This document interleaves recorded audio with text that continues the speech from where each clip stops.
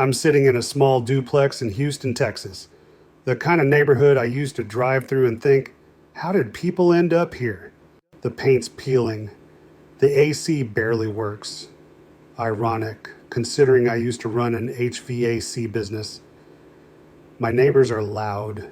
There's a pit bull next door that barks at 3 a.m. The streets lined with cars that haven't moved in months. Some would say, how the mighty have fallen. But I was never mighty. I was just a guy who worked hard, saved hard, and built something. Until I lost it all. $850,000 gone in just over 3 years.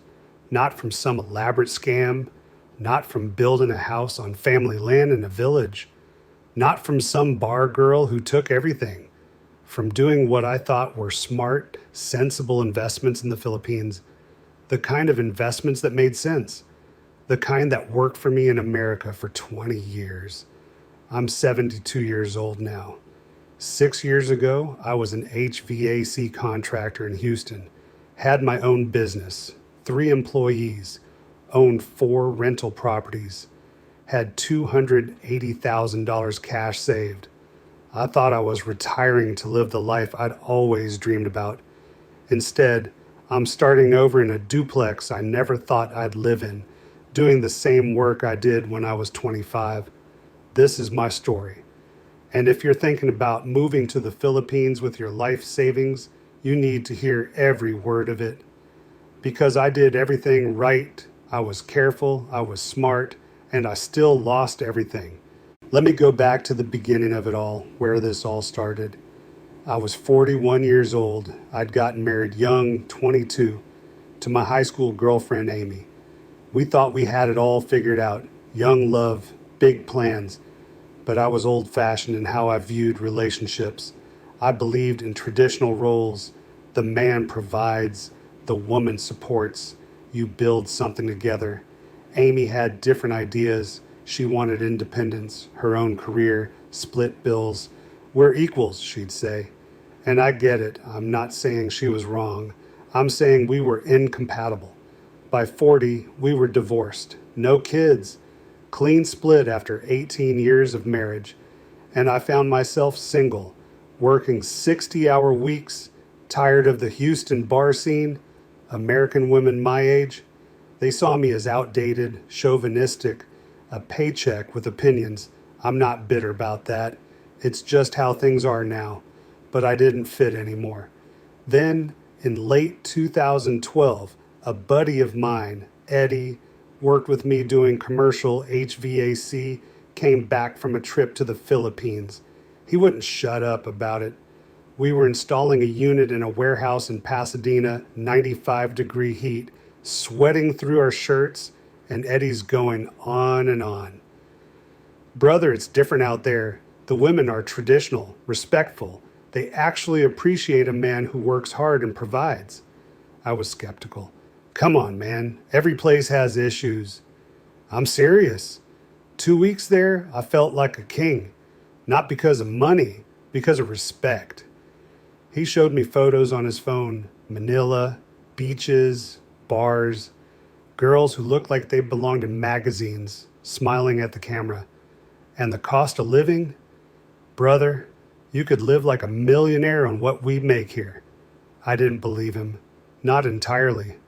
But I was also single, working 60-hour weeks, and tired of going home to an empty apartment in Spring Branch.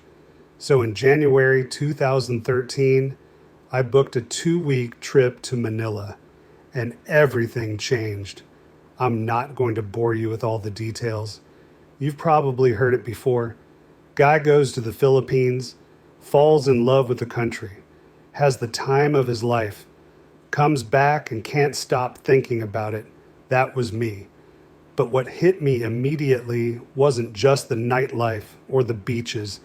It was this.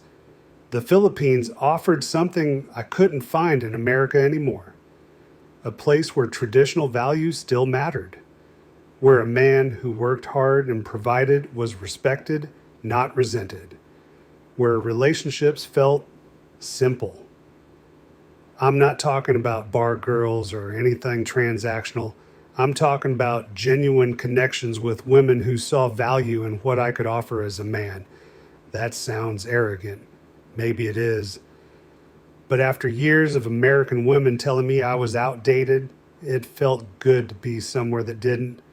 I went back to Houston after those 2 weeks, and I felt like a stranger in my own country. Everything felt gray, cold, transactional in a different way.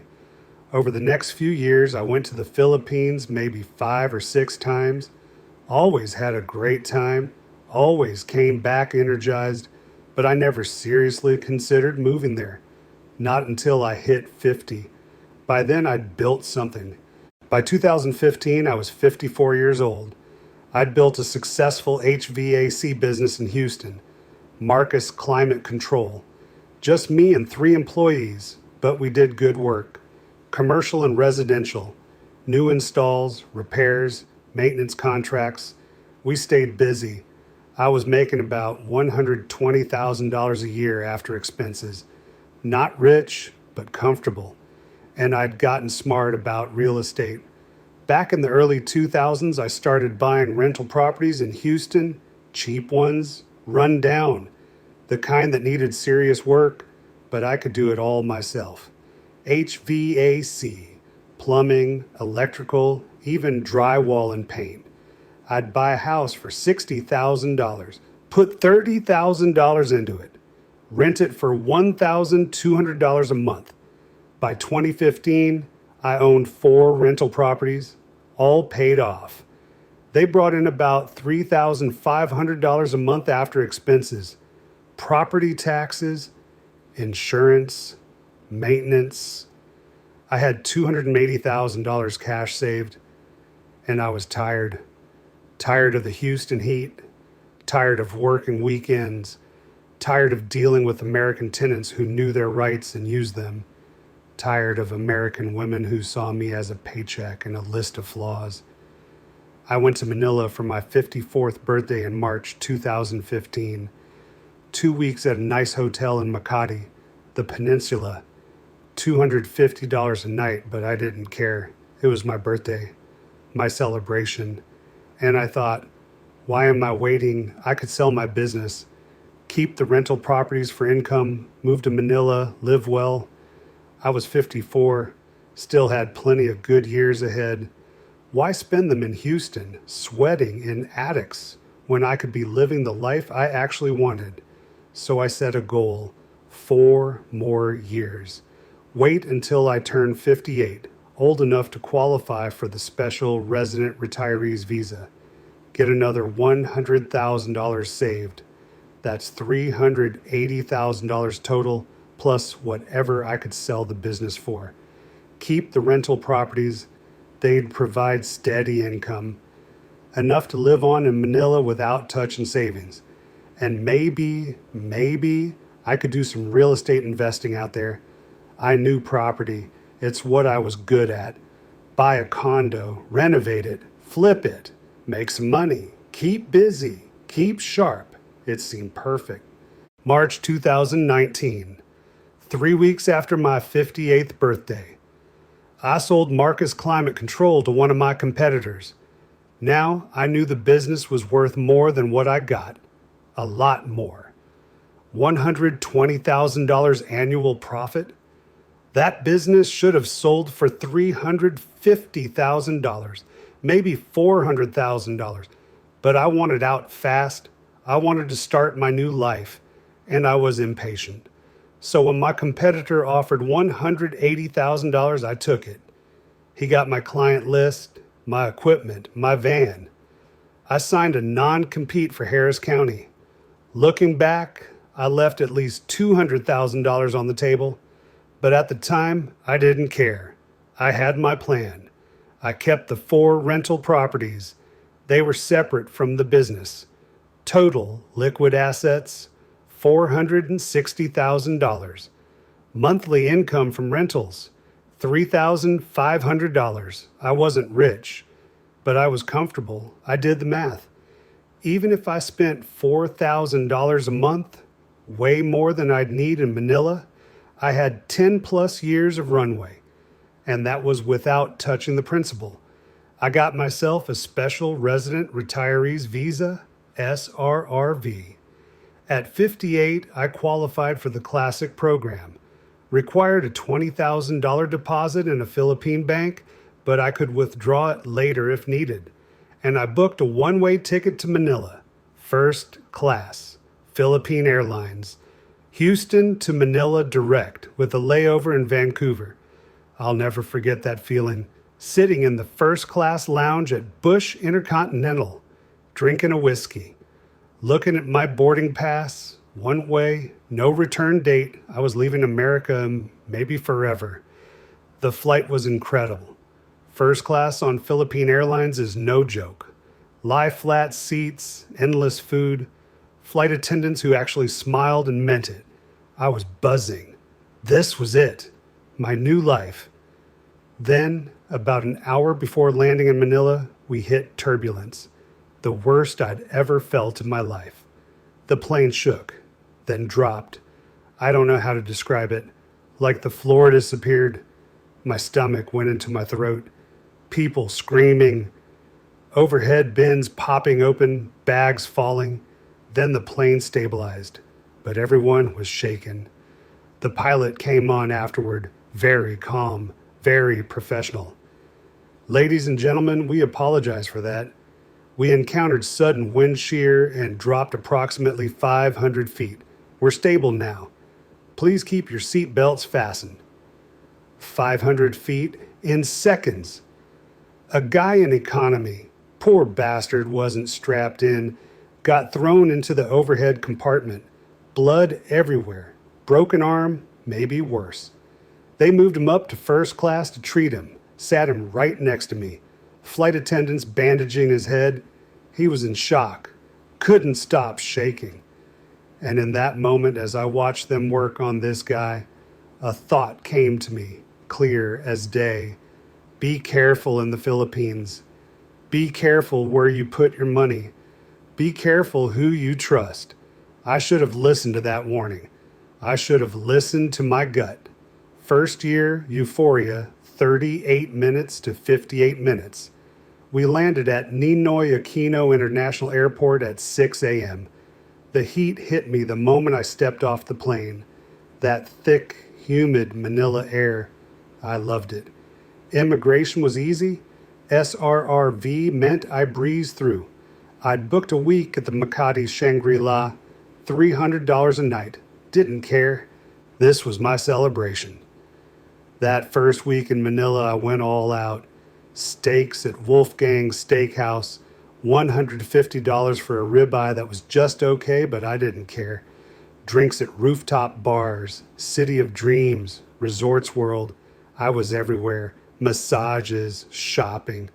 I bought myself a Rolex Submariner at Greenbelt, $8,000. Always wanted one.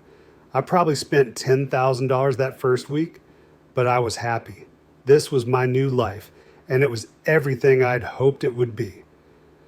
After the hotel week, I rented a condo in Makati. 2 bedrooms, 90 square meters, nice building near Ayala Avenue, good security, pool, gym, $1,200 a month, more than I needed. But I wanted space. I wanted to feel like I'd arrived. I still had my $460,000 in the bank, minus the $10,000 I'd blown and the SRRV deposit. Still getting $3,500 a month from my Houston rentals. Life was good. I spent the rest of 2019 just enjoying myself, going out, meeting people, dating. I met women in malls, in coffee shops, through friends of friends. Nothing serious, just dating, having fun. I was spending about $4,000 a month, maybe more, way more than I'd planned, but I kept telling myself, I'm doing real estate here soon. I'll make it back. By late 2019, I'd been looking at condos seriously. In Houston, I'd made good money flipping properties. Buy cheap, renovate, sell high. Why not do the same in Manila? The market was different, I knew that. But property is property, right? Buy low, add value, sell high. Universal principles. I found a condo in an older building in Pasay, near Mall of Asia. 120 square meters, 3 bedrooms. Older building, maybe 15 years old, but the building was well maintained. Good management, clean common areas. Listed at 8 million pesos. At the time, that was about $170,000. I offered 7 million. They came back at 7.5 million. I countered at 7.2 million. They accepted. Deal. I wired the money from my US account, made sure to declare it as condo purchase for legal purposes. Then I spent the next 3 months renovating it. New kitchen, new bathrooms, fresh paint, new fixtures, vinyl flooring that looked like hardwood. I couldn't do the work myself, illegal for foreigners, but I was there every day supervising. Spent about 3 million pesos on renovations, about $65,000. Total investment, $158,000. When it was done, it looked amazing. Modern, clean, high-end. I listed it at 12 million pesos, about $255,000. Should make about $97,000 profit. Not bad for 3 months of work, except it didn't sell. Not in 1 month, not in 3 months, not in 6 months. I got a few viewings. People said it looked great, but no offers. Real estate agents said the market was slow. Be patient, they said. So I waited and waited. After 6 months, I dropped the price to 11 million pesos, about $235,000. Then 10 million, about $215,000. Finally, after 9 months on the market, I got an offer, 9 million pesos, $190,000. I'd put in $158,000, plus 9 months of condo fees, plus agent commission, plus transfer fees. After everything, I walked away with about $175,000. I'd lost $23,000 in cash. But more importantly, I'd lost 9 months. 9 months of holding costs. 9 months of stress. 9 months of watching my savings dwindle. I told myself it was a learning curve. I'd get it right next time. The Manila market was just different. I needed to adjust. But looking back, that should have been my warning. Property in the Philippines doesn't work like property in America. Things take longer to sell. The market's less liquid. Buyers are more cautious. I should have stopped right there. I didn't. By mid-2020, I'd met a woman. Her name was Maricel, 31 years old. Worked as a sales clerk at Landmark in Makati. We met at a Starbucks in Glorieta. She was in line behind me, smiled, made small talk. I asked for her number. We started dating, and she was perfect, sweet, respectful, traditional, everything I'd been looking for. She didn't ask for money, didn't ask for gifts, just wanted to spend time together. After 2 months, she moved in with me. That's when things started to change. Not dramatically, just gradually. Her family needed help. Her father was sick, diabetes, needed medication. Could I help with 10,000 pesos? About $200? Of course I could. Her younger sister needed school supplies, 5,000 pesos, about $100. No problem. Her brother's motorcycle broke down. He needed it for work. 15,000 pesos to fix it, about $300. I said yes every time because I cared about her and I had the money. $200 here, $300 there. It didn't seem like much, but it added up. By the end of 2020, I was sending money to her family almost every month, maybe $800 to $1,000 total. And I was spending more on us, traveling, Boracay, Palawan, Cebu, nice hotels, nice restaurants. I was spending close to $6,000 a month. My rental income was $3,500. I was burning through my savings at $2,500 a month, $30,000 a year. But I kept telling myself, the next property deal will fix this. The second investment, 120 to 140. In late 2020, I found what I thought was the perfect opportunity. A pre-selling condo project in Quezon City, near UP Diliman, off plan. Pay in installments over 12 months. When construction finishes in 2 years, move in or flip it. The developer had a good reputation. I checked their previous projects. Vista Land, reputable. They delivered projects on time before. The unit was 65 square meters, 2 bedrooms, nice finishes. Purchase price, 15 million pesos, about $320,000 at the time. The plan, pay 1.25 million pesos per month for 12 months. When construction finishes in 2022, the unit would be worth 18 to 20 million pesos. Flip it. Make $150,000 to $200,000 profit. It made perfect sense. I started making payments. Month 1, 1.25 million pesos, $27,000. Month 2, same. Month 3, same. By month 4, I'd already paid about $108,000. My cash reserves were dropping fast. So I made a decision. I sold one of my Houston rental properties. It was the smallest one. Brought in about $800 per month. Got $140,000 for it. That replenished my cash. And I kept making payments on the condo. By month 8, I'd paid about $200,000 into this pre-selling unit. Then I got an email from the developer. Dear valued investor, due to unforeseen permit delays, construction will be postponed. I called them. It's just a delay, they said. We'll restart soon. Month 9, another email.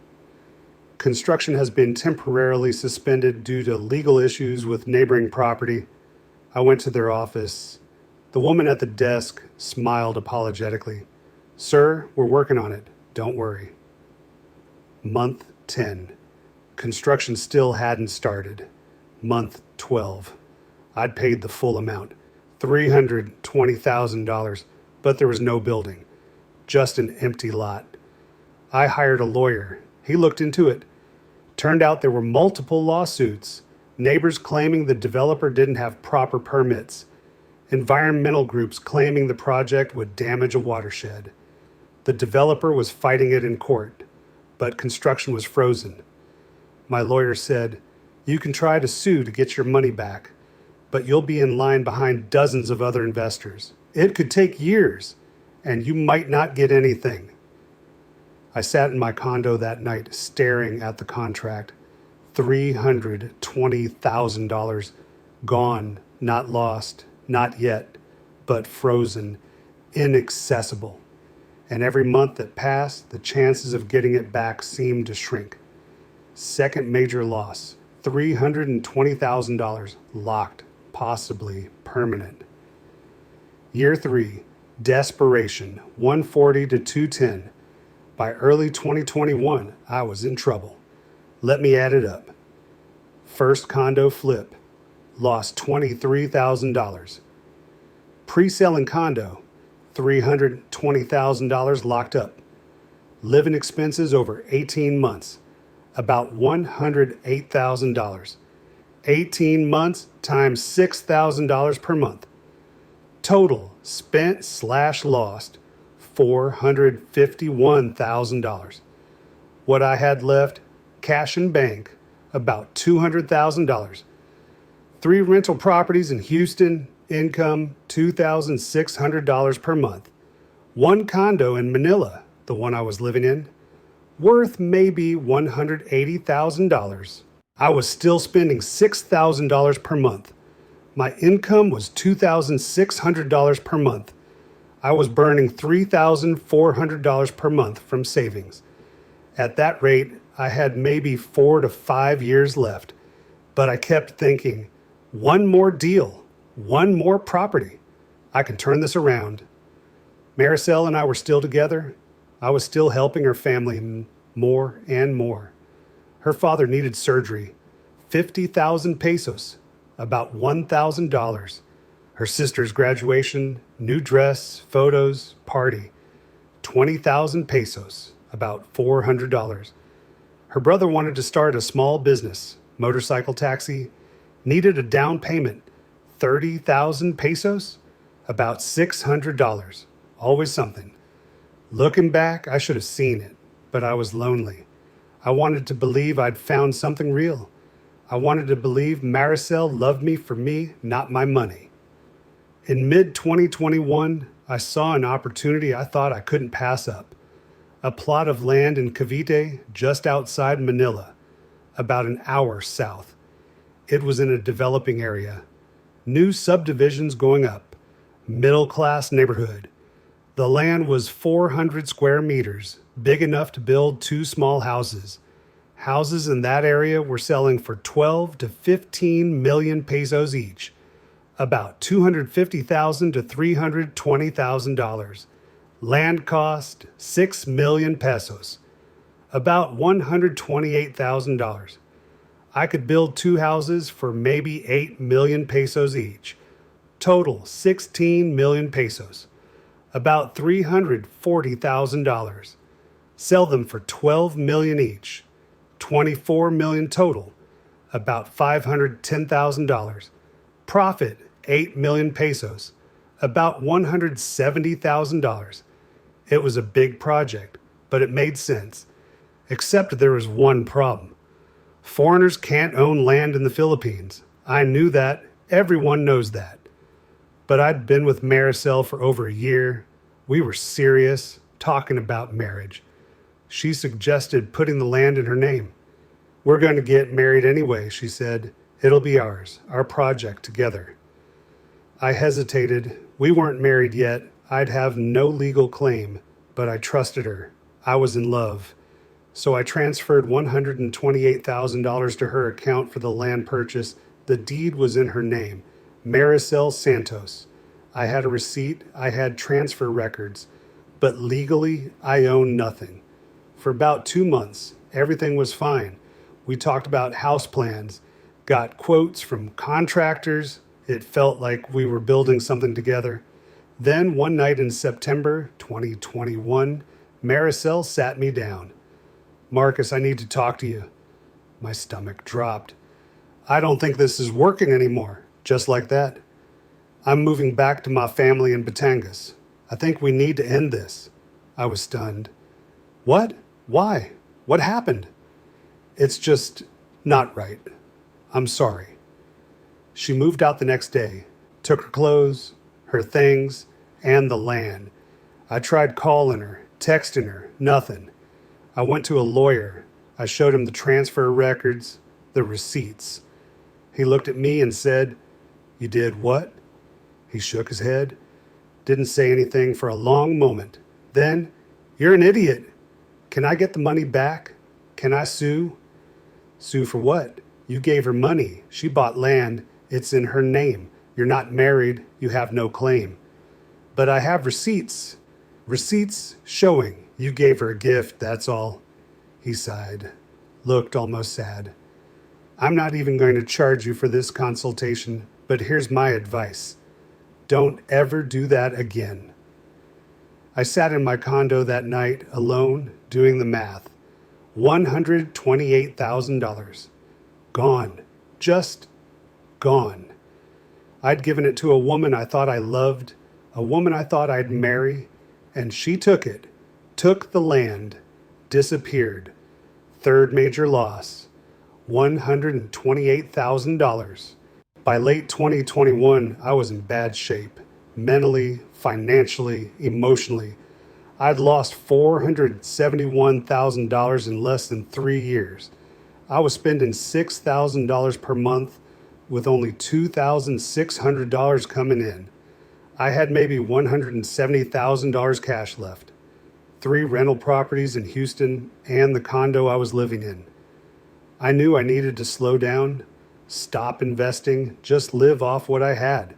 But I kept thinking, one more deal, one more property, I can turn this around. I was addicted, not to the Philippines, not to the lifestyle, to the idea of being successful there. I wanted to prove I could do it, that I wasn't just another failed expat. That's when I met Derek, American guy, about 50 years old, from California originally. Been in Manila for 10 years, he said. We met at a bar in Makati, got to talking, became drinking buddies. Derek seemed successful. Said he owned several businesses, a couple of bars in Ermita, a guest house in Malati, some tour operations in Palawan. He drove a nice car, wore expensive watches, always had money. He seemed legitimate. In January 2022, Derek came to me with an opportunity.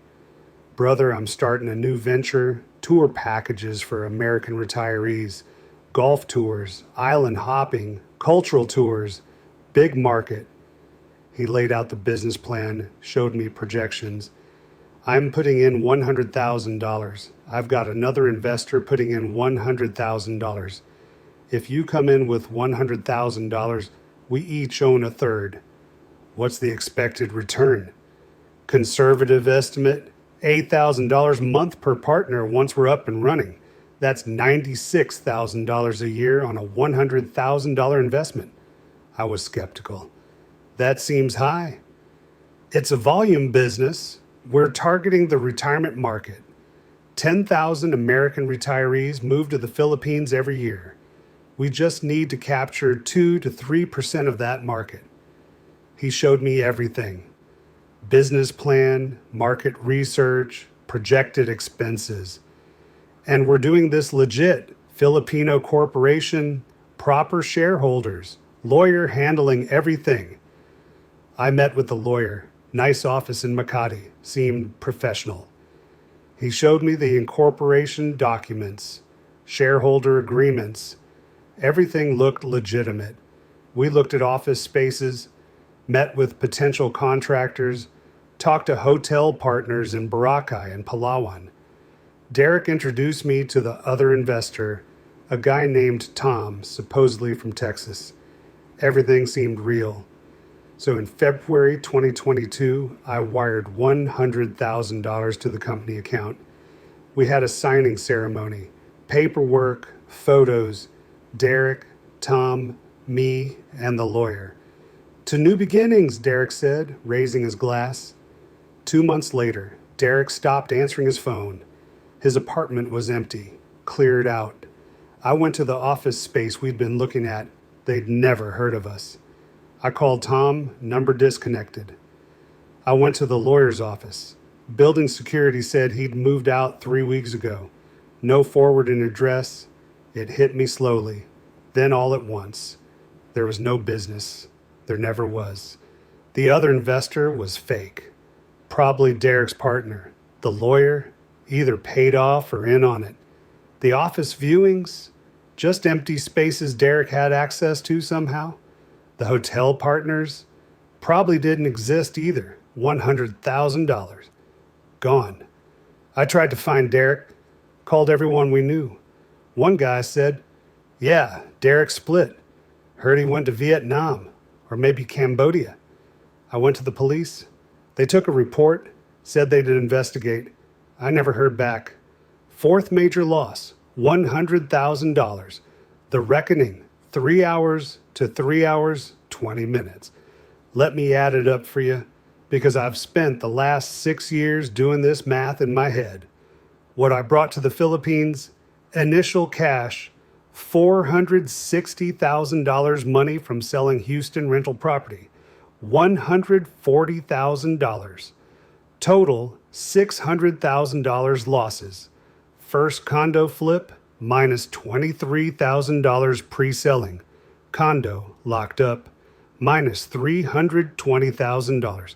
Land for Maricel, minus $128,000. Derek's scam, minus $100,000. Living expenses, 3 years, times $6,000 per month, times 12. Minus $216,000. Total spent/lost, $787,000. What I had left in March 2022, cash, about $50,000. Two rental properties in Houston, $1,800 per month income. One condo in Manila, worth maybe $180,000 if I could sell it. Plus that $320,000 locked up in the stalled pre-selling project, which I knew I'd probably never see again. I was 60 years old, and I was essentially broke. I sat in my Manila condo for 3 days straight. Didn't go out, barely ate. Just sat there, staring at spreadsheets, trying to figure out how I'd lost $787,000 in 3 years.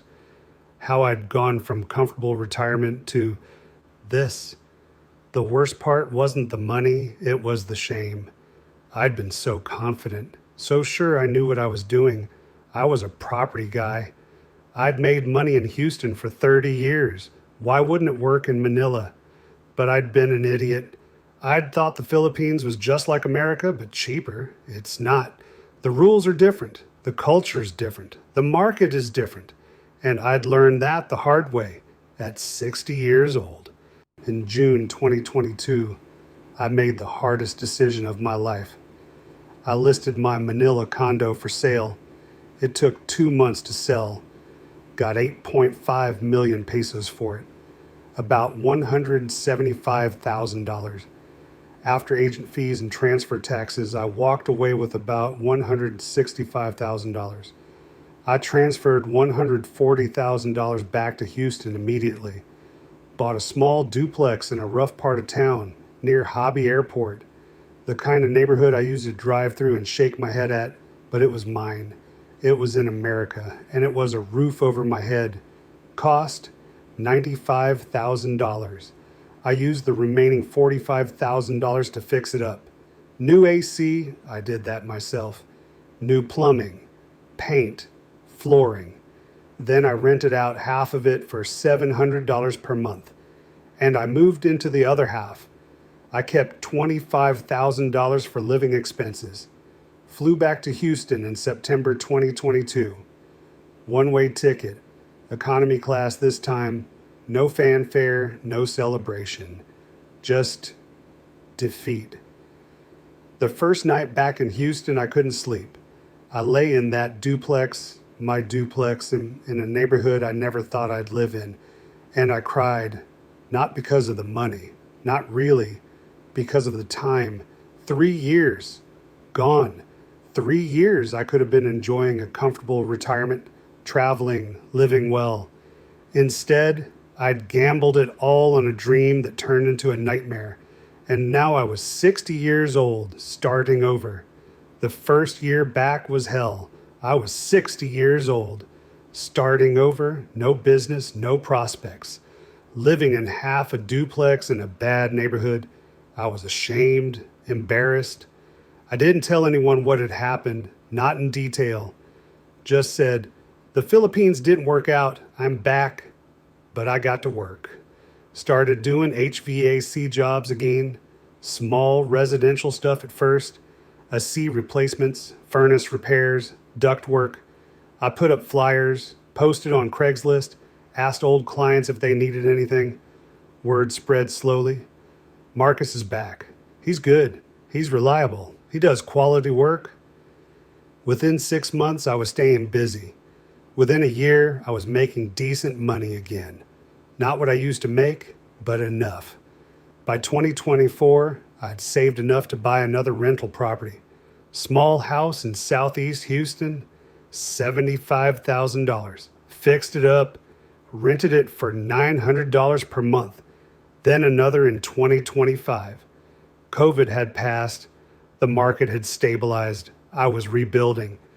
Now in 2026, I've rebuilt some of what I lost. I own 4 rental properties again, including the duplex I live in. They bring in about $3,200 per month after expenses. I've got about $180,000 saved. I'm working full-time still. Will be until I can't anymore. I'm 66 years old. I'm about 35% of the way back to what I had before I left for Manila. It'll take me another 10 to 15 years to get back to where I was in 2019, if I'm lucky, and if I live that long. Here's what I learned, and here's what I want you to understand if you're watching this. The Philippines is not the problem. I need to make that crystal clear. I know guys who've made fortunes there, legitimately, legally. Guys who own legitimate businesses, real estate portfolios, successful ventures, they're out there. They exist. The problem was me.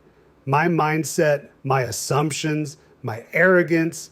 I went to the Philippines with an American mindset. I thought property worked the same way everywhere. It doesn't. In Houston, if you buy a property, fix it up, and list it, it sells. Maybe not immediately, but within a reasonable time frame. In Manila, properties sit for months, sometimes years if you're not careful. The market's less liquid, fewer buyers, more caution. Foreign ownership restrictions complicate things. And the rental market? Completely different. In Houston, tenants who don't pay get evicted. It's a process, but it works. In the Philippines, good luck. The legal system moves slowly. Tenants have more protections than you'd think. I thought I could trust people the way I trusted people in America. You can't.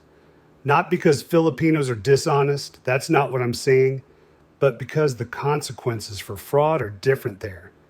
In America, if someone scams you for $100,000, they're going to prison. The legal system works mostly. In the Philippines, good luck getting your money back. The police might take a report, they might not. Even if you hire a lawyer, the courts are backed up for years. And if the person who scammed you leaves the country, it's over. I thought being a foreigner with money was an advantage. It's not. It makes you a target. Not always, not everyone. But enough people see American with money and think opportunity. Some are direct about it, some are subtle. Maricel was subtle. She never asked for big amounts, just small things. Family emergencies, $200 here, $500 there. Then $128,000 for land. Derek was subtle too. He didn't seem like a scammer. He seemed like a successful businessman offering a legitimate opportunity. That's what made it work. I thought I was smarter than other expats. You hear stories about guys who get scammed in the Philippines, build a house in a village, put everything in a girlfriend's name, and you think, I'm not that stupid, that won't be me. But it was me. I did the same thing. Just with different details, I put $128,000 in land in a girlfriend's name. How is that any different from the guy who builds a $200,000 house in a village? It's not. I just told myself it was different because I was smarter. I wasn't. If you're going to invest in the Philippines or any foreign country, here's what you need to know. These are the lessons I learned the hard way. 1. Never put property in someone else's name. I don't care if you're married. I don't care if you trust them completely. I don't care if they're the love of your life. Don't do it. If you can't own it legally, don't buy it. There are legal structures, corporations, long-term leases, but even those have risks. If you can't own land, rent, or don't invest in land at all. 2. Pre-selling condos are a gamble. Many never get built. Seriously. Developers go bankrupt. Projects get stalled by legal issues. Permits don't come through, and when that happens, getting your money back is nearly impossible. Only buy completed properties, ones you can see, touch, and inspect. Never put money into something that doesn't exist yet. 3. The property market is not like America. Things take longer to sell, much longer. Tenants can trash your place and disappear, and you'll spend years trying to get them out. The legal system is slow. Corruption exists. And as a foreigner, you're at a disadvantage in disputes. Don't assume the rules you know apply there. They don't. 4. Business partnerships with friends are dangerous, even with contracts, even with lawyers, especially if your friend is also a foreigner. Because if they disappear, if they leave the country, what are you going to do? Sue them in Vietnamese court, Cambodian court? Good luck with that. And even if they're Filipino, the legal system is slow enough that they can drain the business and disappear before anything happens. Trust is not a business strategy. Contracts are only as good as your ability to enforce them. 5. Limit your burn rate. This is the big one. I was spending $6,000 a month when my income was $3,500. That's financial suicide. Doesn't matter if you have $500,000 saved. If you're burning through $2,500 a month, that money disappears fast. And once it's gone, it's gone. In the Philippines, you should be living below your income, not above it. The whole point of moving there is the lower cost of living. If you're spending more than you would in America, what's the point? 6. Keep a safety net in your home country. This is critical. I should have kept at least $100,000 untouchable in the U.S. in a separate account, earmarked as emergency only. Because if things go wrong, and they can go wrong fast, you need a way out.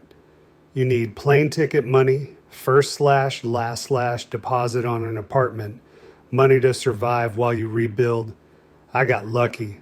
I still had 2 rental properties, but if I hadn't, I'd have been stuck in Manila, broke, no way home like some other guys. That's a nightmare scenario. Always keep a safety net in your home country. Am I bitter? Yeah, sometimes. There are nights I lie awake doing the math. If I'd just stayed in Houston, kept my business, kept all 4 rental properties, where would I be now? I'd probably have $900,000 to $1 million saved, maybe more. 6 or 7 rental properties, I could be fully retired at 66, comfortably, traveling, living well, enjoying my golden years. Instead, I'm 66, working full time, and I've got $180,000 in 4 properties. I'll be working until 70, maybe 75 if I can. But I'm also grateful because I could have lost everything. I could have been one of those guys you hear about, stuck in the Philippines, broke, no way home, living in a slum, dependent on handouts. I've seen those guys, met them in bars, 65, 70 years old. Pension ran out, family cut them off, stuck. That could have been me, but it wasn't because I got out before it was too late. I came home with just enough to rebuild, and I learned something valuable, not just about investing, not just about the Philippines, about myself. I learned that I'm tougher than I thought. 4 years ago, sitting in that Manila condo with $50,000 left, I thought my life was over, thought I'd ruined everything. But I came back, started over, and I rebuilt. I'm not where I was, but I'm not dead either, and that counts for something. Do I hate the Philippines? No, not at all. The country's beautiful. The people, most of them, are wonderful. I have fond memories of my time there, the beaches, the food, the culture. I don't blame the Philippines for what happened to me. I blame myself. I made bad decisions. I trusted the wrong people. I invested poorly. That's on me. Am I going back? Maybe, probably, but not the way I went before. Not with my life savings, not to invest, not to build something, just to visit, just to enjoy. Because the Philippines is an amazing place to visit. It's not an amazing place to invest unless you really, truly understand how things work there. And I didn't. I thought a few years of visiting meant I understood. I didn't. You need to live there for 5 years, 10 years, learn the language, learn the culture, build real relationships. Then maybe you can invest successfully. But going there as a 58-year-old foreigner with cash, thinking you'll flip condos and build businesses, that's a recipe for disaster. If you're watching this and thinking about retiring to the Philippines with your savings, please hear me. Really hear me. Go there to spend money, not to make money. Go there to enjoy life, to stretch your retirement, to live well. The cost of living is lower. Your dollar goes further. You can rent a nice condo for $500 to $800 per month. Eat well for $20 a day. Live comfortably on $2,000 to $2,500 per month. That's fantastic. Do that, enjoy it. But don't go there thinking you'll flip condos. Start businesses, invest your way to wealth. Don't think you'll meet a woman and buy land together. Don't think you'll partner with a friend on a business venture. Don't think you can do there what you did in America.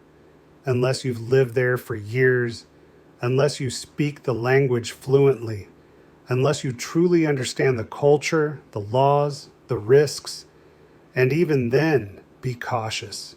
Because if you don't, you'll end up like me. Sitting in a duplex in a rough neighborhood in Houston at 66 years old, rebuilding what you lost, working a job you thought you'd left behind forever.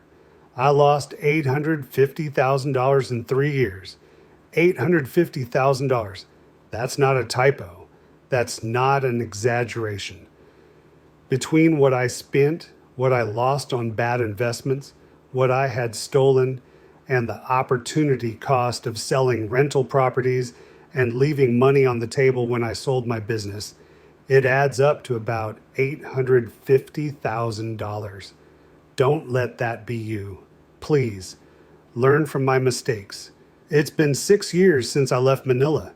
6 years of rebuilding, and I'm okay now. Not great, but okay. I work hard, I save money, I'm careful with every dollar. I don't go out much, don't travel, don't spend on luxuries. I'm focused on one thing, getting back to where I was. Will I ever fully recover financially? Maybe. If I live to 80 and keep working and nothing goes wrong. Emotionally, I don't know. There's a part of me that died in Manila, the part that believed I could just start over, build something new, that optimism, that confidence.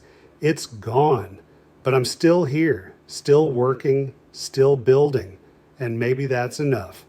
If this story helped you, if it made you think twice about your plans, then it was worth telling.